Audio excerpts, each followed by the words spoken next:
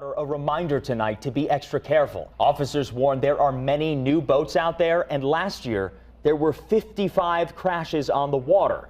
In most cases, the boaters didn't have any formal training. The collision regulations, the ColRegs. You know them, right?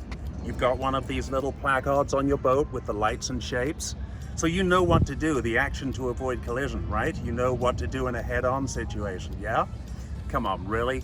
Have you ever been yelled at? Have you ever had a moment where you really don't know what to do? Have you ever had another boat go past you and they're all staring at you, giving you dirty looks, and you just don't know what you did wrong? So come with me into my classroom. I will walk you through rules 1 through 19, the steering and sailing rules. These are the rules you will use every minute that you're out on the water. Action to avoid collision, risk of collision, proper lookout, all the stuff that isn't on those little placards that you keep on your boat. You can find me at www.royalnavyyachtmaster.com. There you can buy my whole course, and when you sign up, you'll get Rule 7, Risk of Collision, for free.